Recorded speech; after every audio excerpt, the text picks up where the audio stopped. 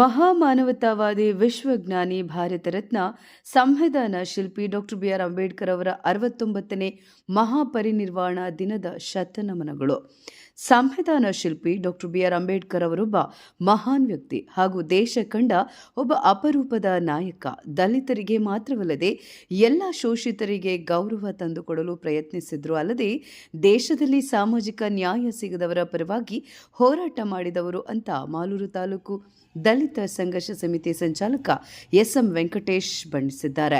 ಅವರು ಮಾಲೂರು ನಗರದ ಅಂಬೇಡ್ಕರ್ ಪಾರ್ಕ್ನ ಸಂವಿಧಾನ ಶಿಲ್ಪಿ, ಭಾರತ ರತ್ನ ಮಹಾಮಾನವತಾವಾದಿ ಬಾಬಾ ಸಾಹೇಬ್ ಡಾಕ್ಟರ್ ಬಿ.ಆರ್. ಅಂಬೇಡ್ಕರ್ ಅವರ 69ನೇ ಮಹಾಪರಿನಿರ್ವಾಣ ದಿನದ ಅಂಗವಾಗಿ ಅವರ ಪ್ರತಿಮೆಗೆ ಮಾಲಾರ್ಪಣೆ ಮಾಡಿದ ನಂತರ ಪ್ರತಿಮೆಯ ಮುಂಭಾಗ ಅಂಬೇಡ್ಕರ್ ಅವರಿಗೆ ಮೇಣದ ಬತ್ತಿ ಹಚ್ಚುವ ಮೂಲಕ ಗೌರವ ನಮನಗಳನ್ನು ಸಲ್ಲಿಸಿದ್ರು.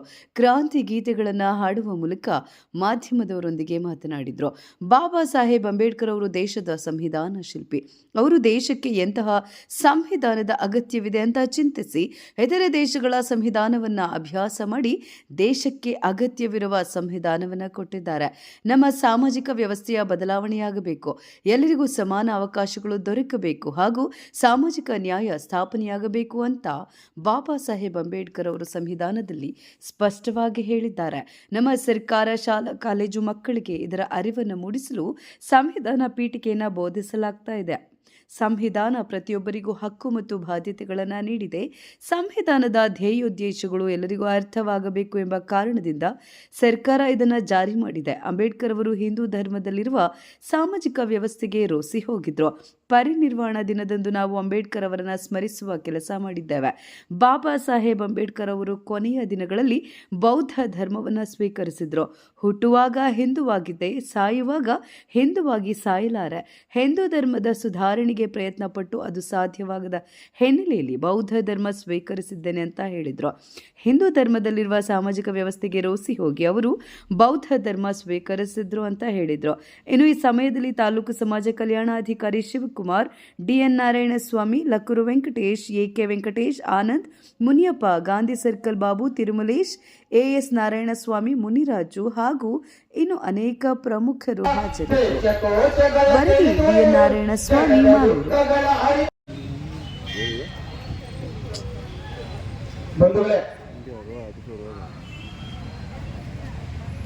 ಇಡೀ ಪ್ರಪಂಚದಲ್ಲಿ ಇವತ್ತು ಕೇವಲ ಭಾರತಕ್ಕೆ ಅಲ್ಲ, ಇಡೀ ಪ್ರಪಂಚದಲ್ಲೇ ಒಂದು ವಿಶ್ವ ರತ್ನವನ್ನ ಕಳ್ಕೊಂಡಂತಹ ದಿನ. ಇಡೀ ದಲಿತ ಜನಾಂಗನೇ ಅಲ್ಲ, ಈ ದೇಶದಲ್ಲಿರ್ತಕ್ಕಂಥ ಪ್ರತಿಯೊಬ್ಬ ವ್ಯಕ್ತಿಗೂ ಸಂವಿಧಾನವನ್ನು ಕೊಟ್ಟಂತಹ ಮಹಾನ್ ಪುರುಷ, ಭಾರತ ರತ್ನ ಸಂವಿಧಾನ ಶಿಲ್ಪಿ ಬಾಬಾ ಸಾಹೇಬ್ ಅಂಬೇಡ್ಕರ್ ಅವರು ಅರ್ಥಂಗ ಪ್ರಾಯದಂತಹ ದಿನ. ಕಷ್ಟಕ್ಕೆ ಕಾರಣ ಕಂಡು ಹಿಡಿದ ಬುದ್ಧ ಆಗಲಿಲ್ಲ ನಮಗೆ ಆದರ್ಶ, ಅದಕ್ಕೆ ಇನ್ನು ತಪ್ಪೇ ಇಲ್ಲ ಸಂಘರ್ಷ, ಅದಕ್ಕೆ ಇನ್ನು ತಪ್ಪೇ ಇಲ್ಲ ಸಂಘರ್ಷ. ರಣರಂಗದಿ ರಕ್ತವ ನೋಡಿ ಮನದಲ್ಲಿ ಯೋಚನೆ ಮಾಡಿ, ರಣರಂಗದಿ ರಕ್ತವ ನೋಡಿ ಮನದಲ್ಲಿ ಯೋಚನೆ ಮಾಡಿ, ಸಾಯುವವರೆಗೂ ಖಡ್ಗವ ತೊರೆದ ಅಶೋಕ ಆಗಲಿಲ್ಲ ನಮಗೆ ಆದರ್ಶ, ಅದಕ್ಕೆ ಇನ್ನು ತಪ್ಪೇ ಇಲ್ಲ ಸಂಘರ್ಷ. ಅಂಬೇಡ್ಕರ್ ಆಗಲಿಲ್ಲ ನಮಗೆ ಆದರ್ಶ.